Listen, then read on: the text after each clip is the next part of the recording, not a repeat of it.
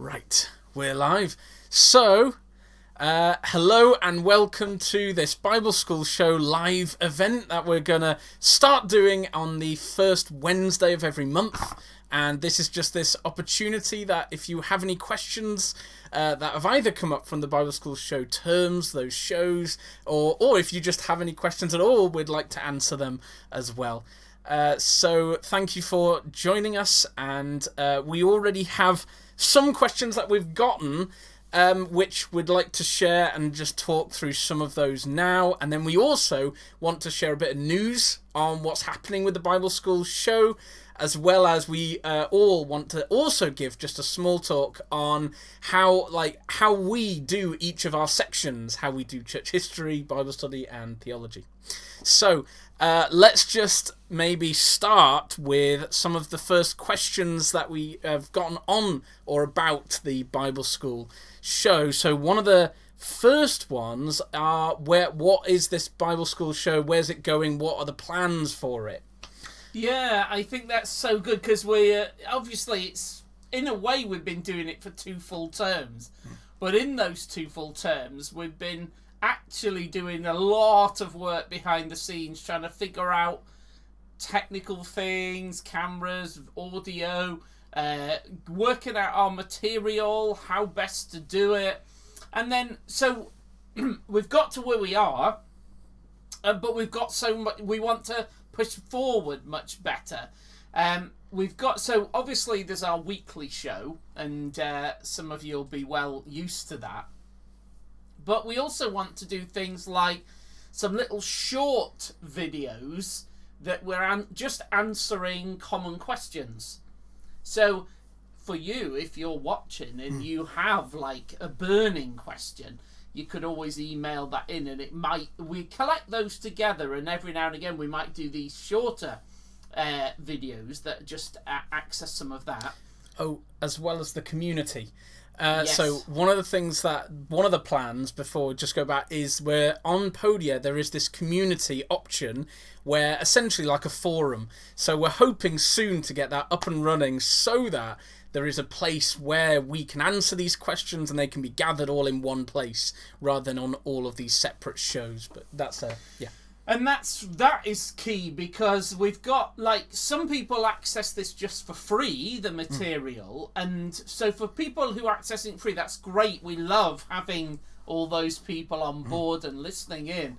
But for the subscribers, there's so much more we want for them in terms of the community, being able to interact, and they can submit questions. And then for this monthly, we want to do this every month, this live event, and for the subscribers they'll be able to submit questions to that and get them answered, and then they can ask almost any sort of question to that, like obviously related to the material we've been teaching is what we'd hope. Yeah, but even if it's what you'd like is how to use this material, or even just questions that we haven't exactly covered, but you might have a question. So for we are between us, we're quite interested in things like church planting, pastoral care, all kinds of aspects of church life, Christian life, and you might want some advice on that, because between us we've got theology, we've got Bible, we've got church history. There's loads of things that we can bring to help answer all kinds of questions. So if for you subscribers, you can submit any questions you like, really, particularly for the live Q&A, but also in that community feature. How does that community work? It's in Podia, is it? Yeah. Yes, so once we get that up and running, in Podia, you've basically got products, and then community is one of these other things. So it should be if you go to our Podia site, at the top it should mention community as one of these options. But we will send a link to that once we do open that up, so it should be easier to access. And I noticed one thing that you started to make available is in the term, you can access the whole term in one go, and in that as well we can drop reading resources, can't we? Will you explain that? Because I know, like, when PJ's been mentioning parts of Eusebius, and we can drop like access to Eusebius online and things, and provide other documents, can't we, for each. Can you explain a bit more about that? So, obviously the way it had been is we had been doing this show format, because this was this Bible school show, and that was this vision. But then we found that what we were getting kind of extra content or links or things we wanted to put in, and the webinar format we were using, where it's like individual shows, was a bit tough to get extra content. So one of the announcements I wanted to make on this was just if you've gotten an email about it as well, it's this new format. So on our website now, as Dad said, it's one link that you can click onto, and within that is the entire term. So going forwards, you'll still have that one link, and just every week we'll update it with the new show, the new episode. But the advantage of that is within each of they're called lessons on Podia, but within each of these sections, these lessons, we can put any extra write-ups we do, or any questions we can put them there and answer them there, or like a reading list. So in the current show, the previous terms, I've put like a reading list section. So that's where we just reference whatever books it is we are talking about. They're there for you to click through onto. So that's the new term format. I know one of the questions that people have asked is how to use the Bible school show, and that's a good one. Like, we know, like, some people use it. I know in terms of there's at least 2 churches we know that have a kind of Sunday afternoon or evening where the minister is gathering like apprentices or church leaders or people who are just excited to go deeper and further in their studies, and they're watching the show on a Sunday evening, and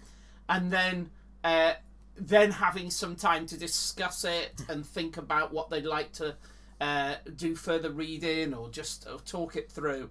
So that's one way people use it. I think quite a few people though are watching it on an individual basis. Yeah. Is that right? Yeah. Yes.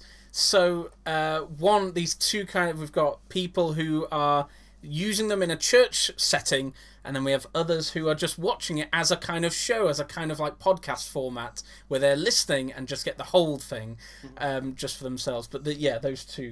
And I think it's worth saying as well, like, the goal is that the whole of the Bible School show is giving what is equivalent, really, to what people sometimes think of as a Bible college education. And I think it's important for us to perhaps explain that the reason we do this is that, like, Bible college is not part of church life. Like, often, in fact, almost exclusively, Bible colleges, the people that do the teaching in Bible colleges are not ministers of churches. They're not serving in church. They might attend church, and I hope they do at least attend church, but they're not really able to train people in how to do church and serve in church so well. Certainly not to be ministers of churches. And also another problem with Bible colleges is they are they're an academic institution. So the goal is actually to get an academic qualification. And they're usually administered by like a university. And so the university's goal and purpose is to apply an academic model to information and training and education. That isn't how Jesus trained his own disciples, obviously. It's not how the apostles trained the schools of apostles. It's not how, in the early church, that's not how you became an early church bishop or church minister. Really, you served in church. That's how you trained. And Jesus had apprentices with him, serving with him, teaching them on the job and things like that. So we want to try and get much closer to that approach to learning. There isn't academic qualifications at all. And even if we could offer them, we wouldn't, because we actually think that's a mentality that's wrong. When it's not about writing essays.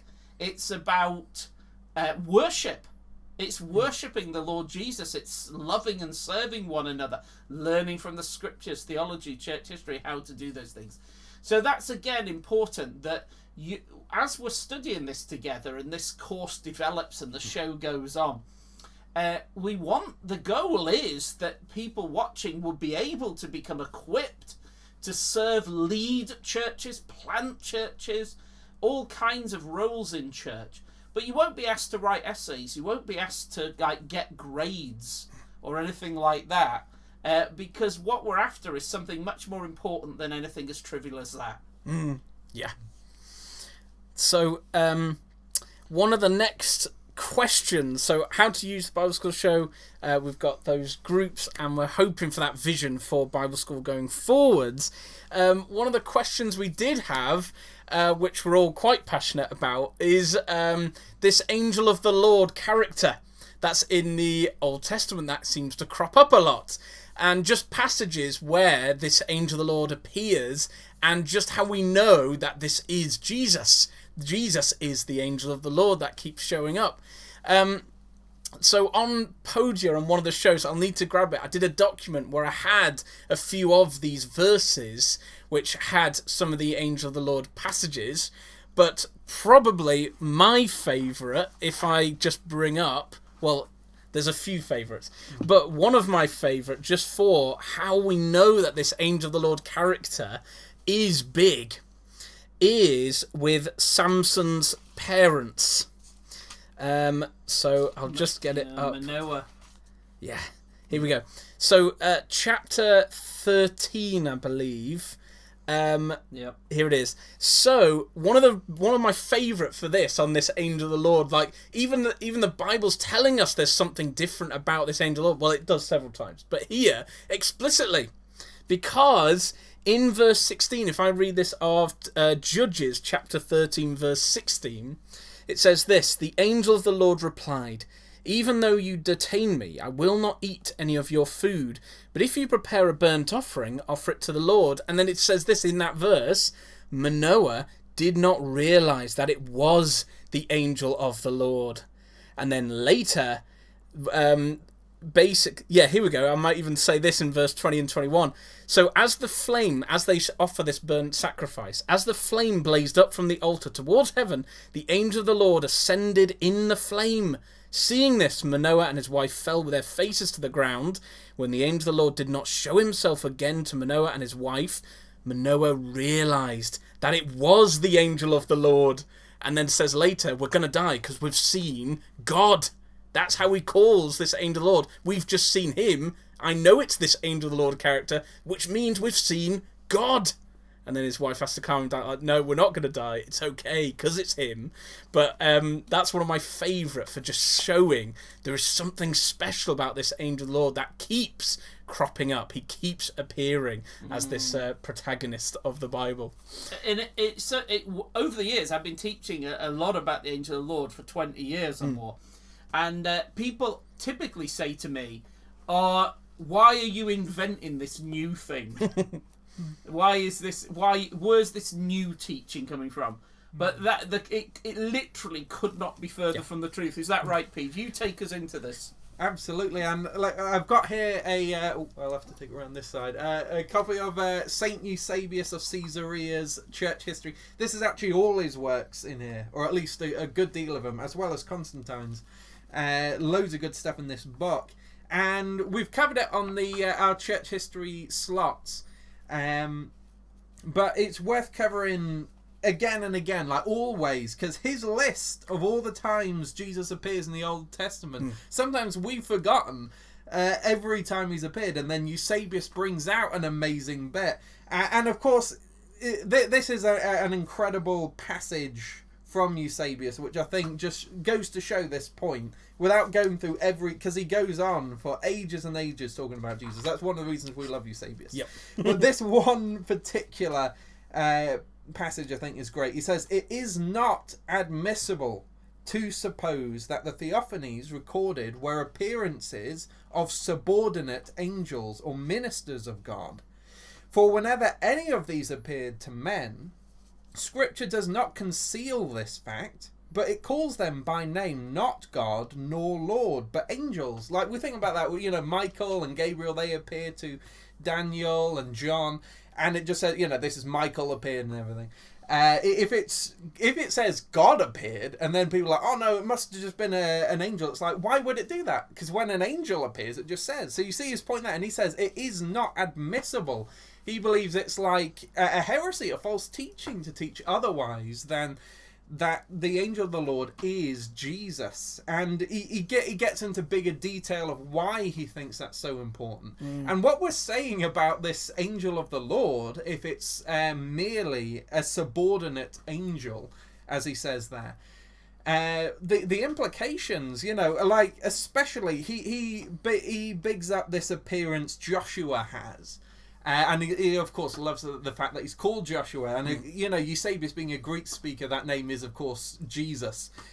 So he will know firsthand why it's so important that Joshua has this. But the angel of the Lord appears to him as a man. And, you know, like, we think as well, angels, they often appear really weird. There's a trend going on the internet of, like, biblically accurate angels. And, you know, they're very weird creatures, isn't it? So if it's some angel, it'd be very weird. But this angel of the Lord appears just as a man. He focuses on that. And then, you know, Joshua falls on his face to worship this man. And we know when John does that in Revelation to one of the archangels, this archangel gets quite annoyed. You know, angels have been more annoyed. This guy's like, he's quite loving. He's like, no, you've just made a mistake. I'll just teach you. But it was really wrong. He has to tell him twice, you know, he's not a fan, this archangel, of people falling down on their face and worshipping him. But this angel is a fan of it. why would that be? So we know he's not even an archangel or something. Like, we think, oh, maybe he's the best sort of creature there could be. We know it can't be that. And so Eusebius, he talks a lot about that particular appearance of the angel of the Lord. And I think you are also quite passionate about that one. Yeah, oh no, I am. Let me ask you a question though, Peach, because I know that you're doing research about like the incarnation and how is Jesus fully God and fully human and things like this. Quite often when I've taught on this over the years, one of the most common attacks against it or pushbacks against it, and I remember when I'll give you a specific example. I was at a Bible college doing a training day for people reaching out to Muslims and explaining about this identity of who Jesus is as the angel Lord and so on. And a person who was a lecturer said, oh, you can't teach that because that undermines the incarnation. Because if Jesus, if God the Son is turning up in the Old Testament, you're like, so the incarnation's already happened. So what's the point of the incarnation if Jesus has turned up and met people? Or he put it this way, let me add this to it. He said, if people already knew God, why bother having an incarnation at all? Have you got anything to respond to either of those points? I think both me and Saint Eusebius do. Like this chapter again, you know, it's I think our favourite chapter, isn't it? And this whole book, when he goes through the Old Testament, is amazing. And in that one, he looks at church as starting with the Trinity. And so that you've got the Father as this one that no creature can like comprehend in some way. And then Jesus is always this one who always makes the Father comprehended and comprehensible. And so he talks about, so he's saying, you know, there's people who think up ways in which God can't be comprehended. And then throughout the Old Testament, we see God constantly makes himself comprehended. That cannot be true unless you've got Jesus making him comprehended. There's no other way to understand the Father than through Jesus. So if people understand God in any sense, even the fact that there is a God, it has to be through Jesus. And particularly, like, you know, when we think about the one God that the Bible teaches us, you know, the Father, Son, and Holy Spirit, like, philosophy doesn't get us there, and they're kind of monotheism where you've got like a monad that's more like a force of nature, a very impersonal sort of thing. That's what, like, people say, oh, you could think a way to like one God, but no, you end up with that thing, like a force of nature, like a principle or something. That's not what God is. God is three persons. and all of that. So like so Jesus always made that known. So if anyone talks about God as personal, that had to be something revealed from Christ himself to Adam, to Noah, and everything. That's why there's that idea spread about. Philosophy doesn't get it. It's always Jesus. And so he always makes that known. And Eusebius always talks about that. There's a God that people see and they don't die. Like in that story with Manoah. This God that people see and they don't die is Jesus, and has always been Jesus. And like the Trinity functions the same way, but you know, in some sense they function the same way always. So Jesus has always been revealing the Father, and in visually so, you know, these apparitions. So that just means that it's not just the incarnation that makes. Yeah. He's always been the visible form of the invisible God, are you saying? Even before the incarnation? Yeah, absolutely. The visible form, any way it can be comprehended, but yes, the visible form as well, perhaps even particularly. You've got to have Jesus for any knowledge of the Father or the Spirit, and any sight of him. So when we have theophanies and people might try and explain it, it's like, oh, this is it. You cannot explain it away. It has to be Jesus. And I think, again, Eusebius is very passionate about that. And I think we should be as well. And I think it just totally makes sense. As you said, you know, he is the image of the invisible God. And he didn't just become that when he was incarnated, because people had seen God. People knew God. You know, Abraham was a friend of God. Moses was a friend of God. How could they be friends with someone they couldn't comprehend? You know, like the Father. No one has known the Father. So it's almost as if sometimes people go, they want, like, God only becomes known at the incarnation or at the something like that, and they'll say that's really important because we don't want to undermine the incarnation. So they sort of go, in order to make the birth of Jesus special, they almost say, let's completely destroy the Old Testament. And they'll go, like, if people in the Old Testament didn't really know God and weren't really saved, that's a way of making the New Testament special. And I'm like, no, actually, if you do that, you've destroyed the New Testament as well. Because the God who is incarnate in Jesus, you know, is the God of the Old Testament, and is the one who all the people in the Old Testament knew, well, those that believed in him, saw him, knew him, trusted him, followed him, were saved by him. So the people in the Old Testament are saved in just the same way as the people in the New Testament. People in the Old Testament are looking forward to him being born, and then we're looking back to him being born. So we all agree this is the most important thing, Jesus being born, living, dying, resurrected, ascended, all that. But they're looking forward to it, we're looking back to it. We all agree that's the centre, Old Testament, New Testament. But you cannot undermine the Old Testament by saying, but they didn't really know God. Yeah, and I think we know instinctively that Jesus can kind of appear to people without him being there in his form and in his body and things, and that's an important distinction, because Paul talks about Jesus coming down with him in the temple and telling him to go somewhere. I forget exactly what he tells him to go, but and when he's in prison, he said, the Lord stood with me. Stood by me. But we know that wasn't the end of the world. That wasn't the second coming. That wasn't the second coming. Jesus, that happened a while ago, and it feels like right now we're not quite in the new creation. So Paul, whatever Paul's describing is a way in which you can see Jesus, and it is Jesus being that image of the invisible God in earth, and you know, all of that, and that happens now in a sense, in the same way as it happened in the Old Testament, and it doesn't undermine. So in the same way, visions of Jesus really are, because Paul does say that to the Corinthians, I think, where he's like, "Did I not see Christ?" And he says, "I know some people say I didn't, but I know you know I did." You know, he said that particular passage. And he's saying that to us in a way as we're reading Scripture. We know Paul did see Christ. Have you got another angel Lord for us, or should we move on? I did, but we may not have time. Give us one more, and then move on to the next question. So the only thing as well that I just wanted to cover, because Peter was mentioning how Jesus has always been the one that reveals the Father and reveals the Godhead. But there's also another way in which Jesus has always been the way that God the Father saves. Always, when God saves somebody, it's through this Jesus, this angel. And part of the reason I just wanted to mention that is another way in which this angel crops up. It's sometimes there's an event that's happened, and later when they look back, they go, it was the angel. It was the angel that God sent who did that. So, for instance, Moses, when he's talking to the Edomites and he's giving this request for passage in Numbers, he says that basically he gives this summary of the Exodus event and says that God had sent his angel, this angel, and that was the thing that saved us. This person was the one that saved us, which of course God the Father also talks about this angel. You've got to obey him.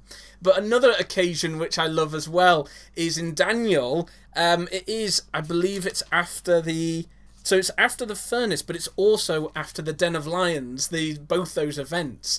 The Babylonian king would say, how great is this God, because he sent his angel. So one in particular, let me just see if I can find it. So Daniel 3 verse 28, then Nebuchadnezzar said, "Praise be to the God of Shadrach, Meshach and Abednego, who has sent his angel and rescued his servants." And then later says, what other God no other God can save in this way.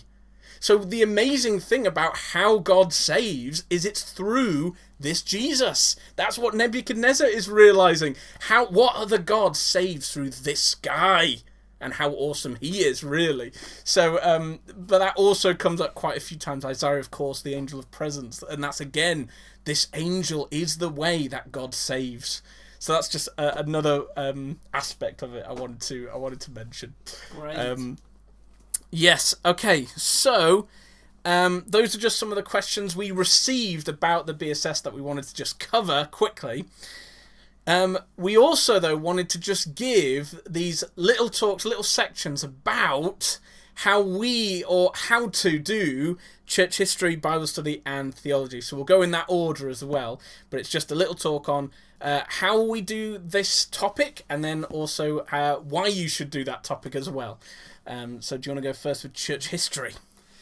Yeah, so we've kind of been covering it because we've been looking at Eusebius, and he's a guy who really inspired me to get into church history, and I'll also cover some of the other people that really got me into it.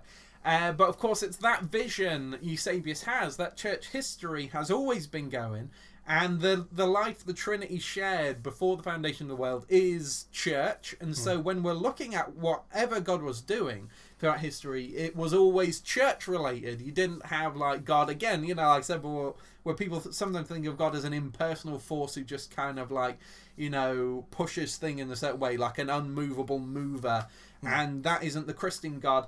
Our God he does things as a community. So the Trinity's a community, and so a church. The church is like ecclesia. It's like congregation, isn't it? And that word gets used all throughout the Old Testament. When you see congregation and gathering, that is church. That's always been how God does things. So church history is super important because I think we naturally fall into understand. We always think about history, and you can't help not doing it. It was that sort of thing where the communists thought they'd reached the end of history and they could make people kind of forget history in a way. You know what I mean? They'll just be a present, and they couldn't do it. And you kind of see it in 1984, isn't it? When they're meant to memory hole things, and it's you're meant to think, history didn't happen. There's just now. And the main character, he can't. He's like, no, I know that happened, and he holds on to a bit of history just so he knows, history happened. You can't help but think about history.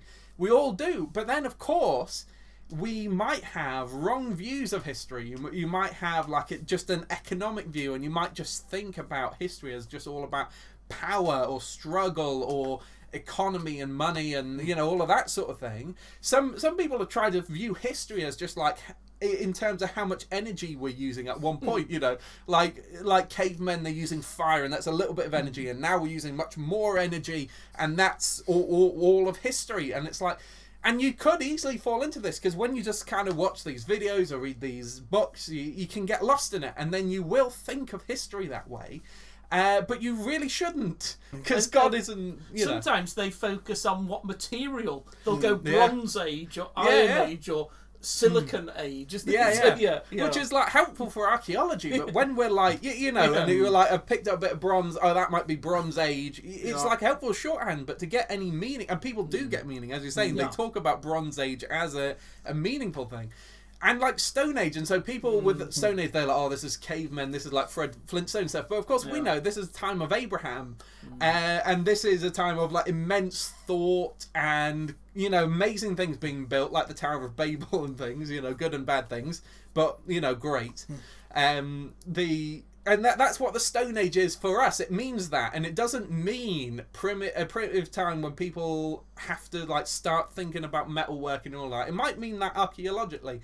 There's good reasons for that, but we've got to make sure however we collect data, we're putting it together in a more meaningful way. And that way, for Christians, we have church history, and that is looking at what God's doing throughout history. Because God is church in that way, and whatever's happening, the only point of all of history is church, isn't it? Yeah, and it's interesting that when you come at it that way, instead of looking down at the people who lived longer ago, we look up to them. Really, we're like, let's find out what Abraham thought, because he knows God so well. It's such an amazing churchman. And in the New Testament, they're always like, let's find out the answer to the question by going back to Abraham or Moses or Isaiah and things like that. So you look, history becomes not something that we look down on or is far away. Rather, we kind of can look up to these very ancient people, and they feel very near to us, because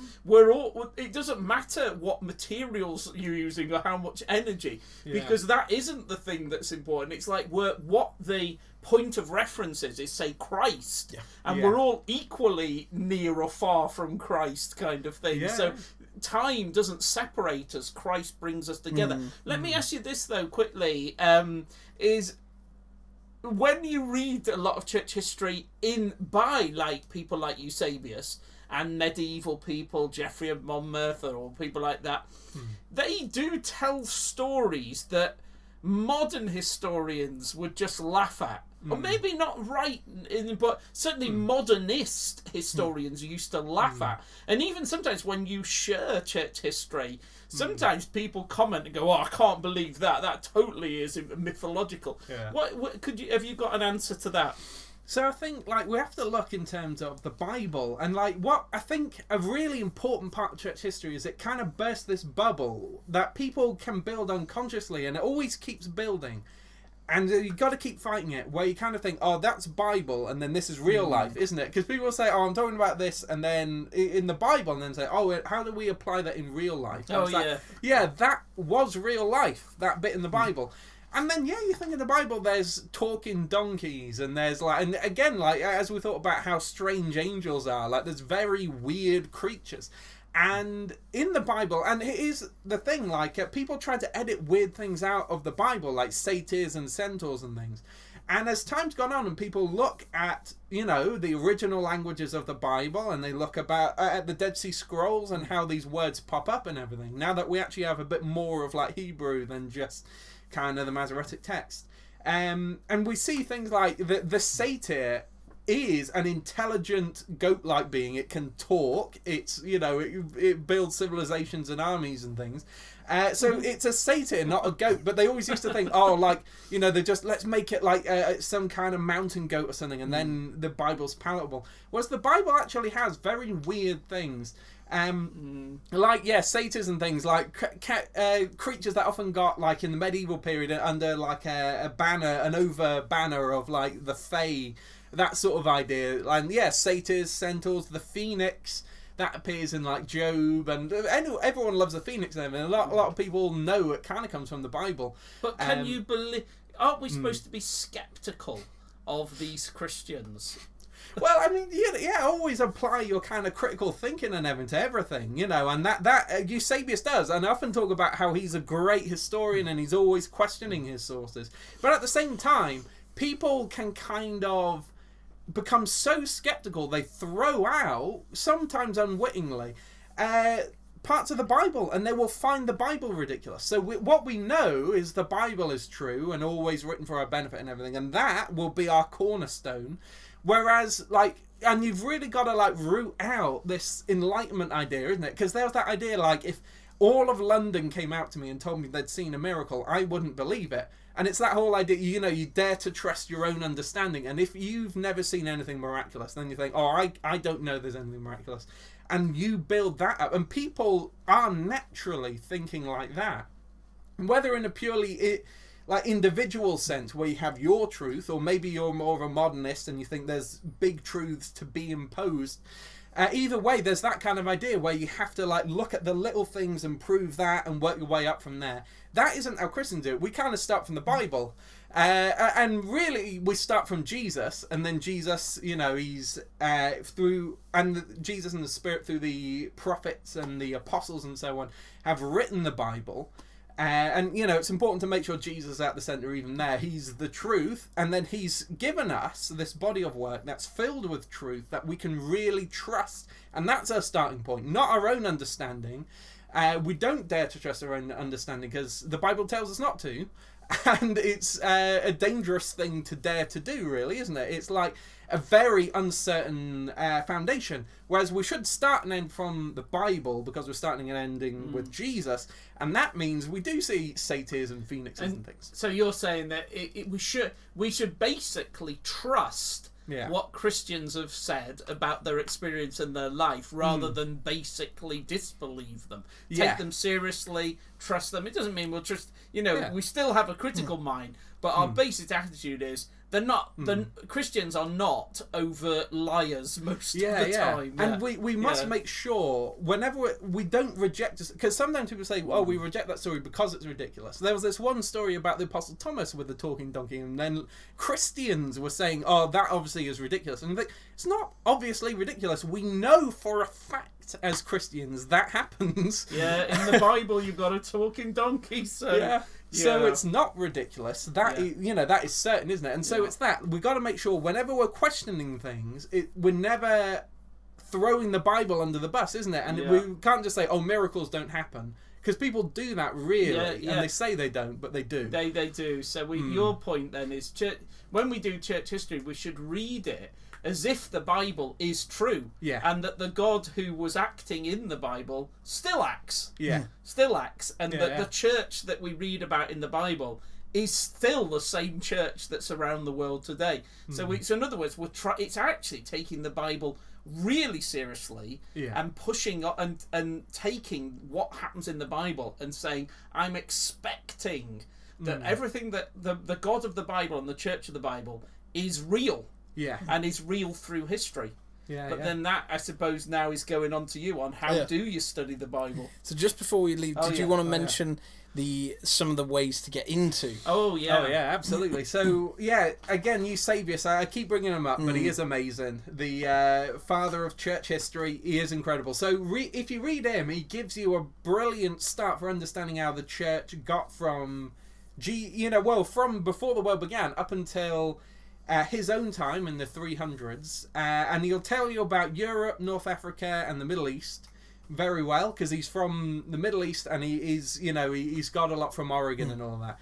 But there's important stuff for branching out a bit. There was a guy called Sir Ernest Budge, and he was an Englishman an adventurer who went to Ethiopia, and the Ethiopian church commissioned him to translate loads of stuff.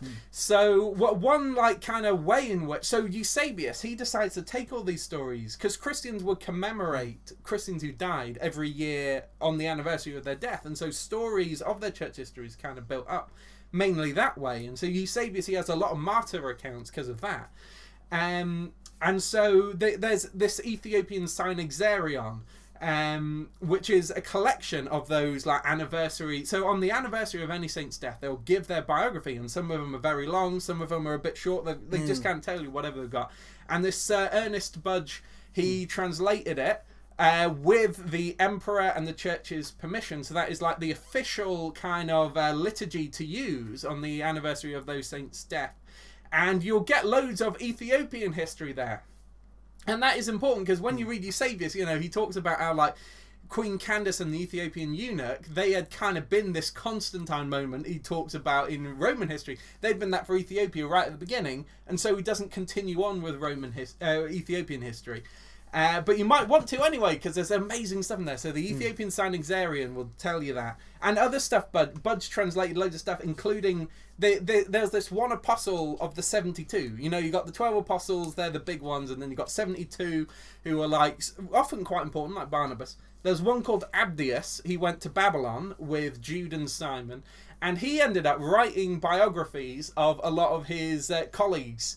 And they're known as the Apostolic Contests. That's his book's name. And Budge also translated that. And so that's worth reading just because, again, it's like church history kind of outside you. So I think Eusebius is a great place to start. Loads of church histories just continue on from Eusebius. Yeah. And if you keep tuning into Bible School Show, we'll keep giving more books and examples for you to read. And one time we'll get PJ to tell us about Geoffrey of Monmouth and some of these other characters. And there's some great books by modern people, like that guy who wrote After the Flood, and that's another great one, isn't it? So that will have to be on another occasion. Go on, Pete, Jonathan, tell us how to study the Bible. So, on the how to study the Bible, I just wanted these kind of, I think they were the 3 steps which I try to, when I go to the Bible, these 3 steps I kind of have in mind. So the first one is probably the most important. It's all about Jesus. That's the first step as I come to the Bible. And the reason that I know this, I know that the Bible is talking about Jesus and it is about him, is because the Bible actually tells us so. So one of the best for this is Luke 24. That whole chapter is fantastic, actually, because God gives us a Bible study, and to his disciples, he has a Bible study with them. And when he does, Jesus tells us what the Bible is about, what it's saying, what its message is. And so, in particular, Luke 24, verses 44 onwards is a really good one for this. So, Jesus said to his disciples, he said to them, "This is what I told you while I was still with you. Everything must be fulfilled that is written about me in the law of Moses, the prophets, and the Psalms." So basically the whole Bible, like the Old Testament especially, but obviously the New Testament is also about Jesus, but the whole Bible he's talking about. And then it says, he told them, "This is what is written. The Messiah will suffer and rise from the dead on the 3rd day, and repentance for the forgiveness of sins will be preached in his name to all nations, beginning at Jerusalem." So recently it was just shown that how powerful this is, as God has given us the summary of the Bible. He's told us what the Bible is about. It's about Jesus. Now, of course, it's not just there, and it's not even just Jesus who says this. So one of the best as well, John 1, is fantastic because you've got this moment when all the disciples who have been studying the Bible, and then they meet Jesus, and they all have these like declarations of, this is the one. So is it Nathaniel who says the big one? Oh, I've actually got it here. Hang on, we might be able to find it. So one of the big ones, here it is. Yeah, here it is. So John 1:45, Philip found Nathaniel and told him, "We have found the one Moses wrote about in the law, and about whom the prophets also wrote, Jesus of Nazareth, the son of Joseph." So Philip, as he says to Nathaniel, and he just says, yeah, this is the one the Bible is about. The one that the Bible has been speaking about is here. It's this Jesus guy. So in that, and I've got more of Hebrews 1 is fantastic as well, because it begins, the writer of Hebrews, Paul, just talks about how he says Jesus is so fantastic. And he talks about this angel basically saying Jesus is the greatest thing in the universe. And the way he proves that is by going through 7 quotations from the Bible. He goes through the Bible to say, this is how I know Jesus is the greatest thing ever. And then even the second chapter, he does more quotations. So anyway, the point is, Hebrews begins with a mini Bible study to prove to you Jesus is the real deal. One other thing as well, Acts, Peter. Think about that. When he's telling these 3,000 people who Jesus is, rather than give his own eyewitness accounts, he actually goes back to the Bible. He gives a Bible study and says, this is why you should believe Jesus. Listen to this. Doesn't the Bible say this? So that's just, again, as we come to the Bible, we know what it's saying. The author has told us what this book is about. It's about Jesus. So that's the first step. The whole Bible is about Jesus. Oh, I didn't mention one more. Okay, there is another fantastic... Isaiah 53, so I've got to mention it, sorry. So Isaiah 53, that's another fantastic one because, of course, you might know that's probably one of the most famous depictions of Jesus and what he's come to do. It's probably one of the best summary chapters in the Bible of the gospel of Jesus. And it begins by Isaiah saying, who has believed our message? So he's got this kind of cry, and he says, when he says our, of course, that's all the prophets. That's all the prophets have been preaching Isaiah 53, the gospel, and no one believes. That's this kind of cry that Isaiah has in Isaiah 53. So anyway, that's another fantastic chapter for saying the whole Bible is about Jesus. That's this message. So that's the first step. The second step is the Bible is for everyone in church to read. It's not exclusive. So for that, there are some fantastic stories in the Bible of why this Bible is for everyone. It's not for an elite group. So, for instance, in Acts 15, Peter talks about how the law, Moses, has been preached in every city, and it's declared at every synagogue on the Sabbath. So he's saying everywhere this law, Moses, has gone, and that's as they're preaching Jesus. Then you've also got Matthew 21 is one of my favourite for that. On Palm Sunday, it's the children who are quoting the Bible about Jesus. They're praising Jesus with Bible quotations. So they get the Bible and they get it. Jesus is the point of the Bible. That's little children. Then you've got another one in Deuteronomy 17. Actually, I'll do the 2 Kings 23 one first. 2 Kings 23, you've got this fantastic moment where the Bible is found again. They lost it. And then they find it again, or Israel. And then, as they do, they basically do a massive public Bible study. They read out the Bible to everybody. And it says, all the people from the least to the greatest. So everybody was included in Bible study. It's for everyone. And then final thing, Deuteronomy 17, as Moses, this law to kings.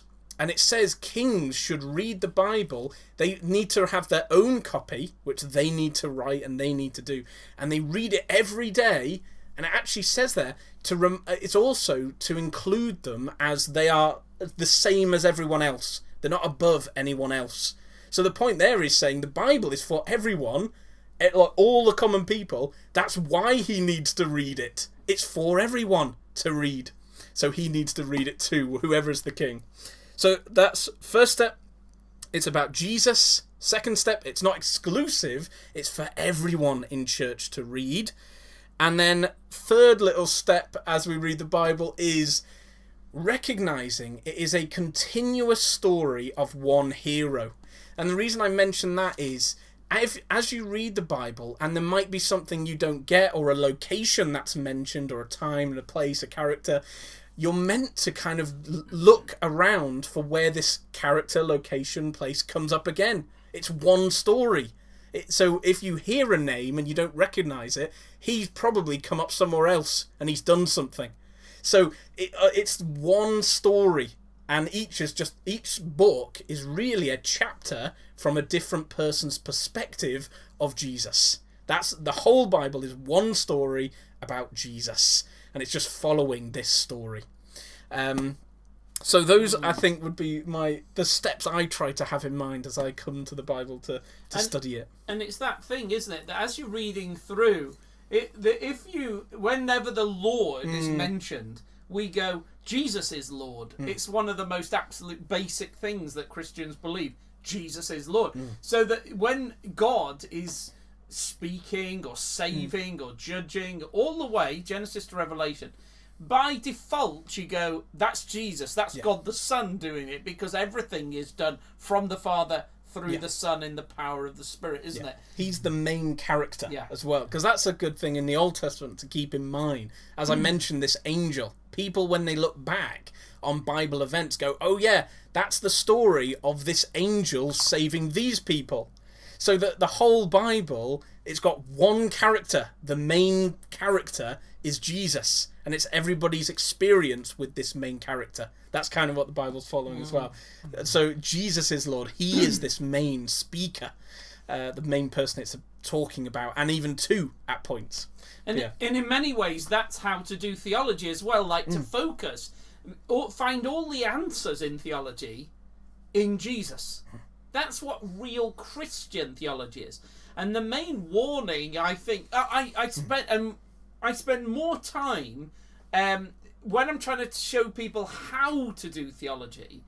What I actually spend most effort doing is trying to clear away how not to do it.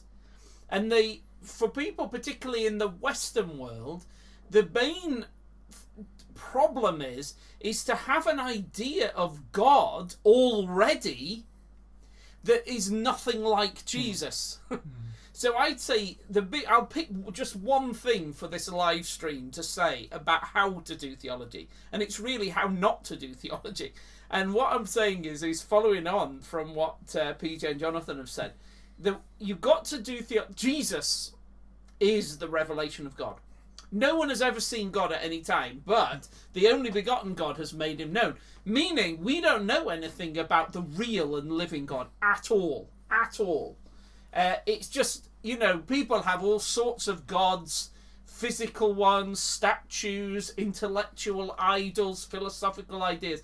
None of that is knowledge of the real and living God, because no one's seen God, except the God himself who comes to tell us about God, the only begotten God, God the Son. So what that means is when we come and say, I'm going to do Christian theology. So it means that the first step in a way is to turn away from all the other gods that are in our minds and in our hearts, ideas about them. And that, like if you've been an ancient pagan, you may have had in your mind like Odin or Thor or Osiris or Baal even or whatever. All these sorts of gods. Or if you come from a Muslim background, you may think, oh, God is Allah. And so what you've got to do is you've got to turn away from those gods and go, no, those are not the true and living God.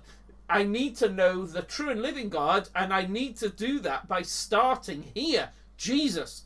Jesus is the one who makes known the true and living God. So I have to consciously go, not the gods I've been worshipping, but I start again from zero with Jesus. And that's so important because, particularly I was saying in the Western world in the modern time, I find people have in their minds this idea of God. Like they'll just sort of, even if you walk up to them and say, do you believe in God? And they will go yes or no or maybe or something. But it's as if there is a concept of God that everybody's got. And which is really weird. Like in the ancient world, if you just said, do you believe in God? The first and obvious question is, which one? Like, I believe in, say, Artemis, she's in that temple over there. We can go and see her. There's a statue or something, or Baal or whatever. But a modern person goes, oh no, I know God, and they've just got this kind of weird idea of God, and the God that they have in their mind is basically like, if they're personal at all, it's only one person. It's definitely not a Trinitarian God they have in their mind. It's like a God is like a single person, sort of a person, and it's like just this cloud of abstract absolutes. And probably that this God ought to be doing more to be nice to us and give us better things. That's the kind of thing that people have in mind. And then what they do is they'll try to study theology and fit that God into Jesus, into the Old Testament and the New Testament. And then they'll go, boy, this is quite difficult because this doesn't sound like God when they're actually reading the Bible or church history. And that's right. That God, that kind of monad, I'll call it a monad, a single thing, that kind of single thing God that's abstract, that isn't the real God. And that isn't the God that the Bible's talking about at all. So that's my tip. If to one of the best things you can do, if you really want to get, because what's theology is putting together all the truths in the Bible and like making sense of them. Like, or as someone else says, it's actually checking what we're reading in the Bible and what we're preaching and teaching and living, checking that all of that is true to the Bible. So some people think what theology is a kind of health check on our preaching, our teaching, our living, our worship. Is it true to the Bible? And then theology then is thinking about what does the Bible really say, and now are we in our preaching and teaching and living and worshipping true to the Bible? So think about that. Now, so the number one thing is to make sure we're worshipping the real God. And the best thing we can do then to do good theology is to consciously throw out the ideas of God that are floating around in whatever culture we're from, and consciously say, no, I'm not going to take those.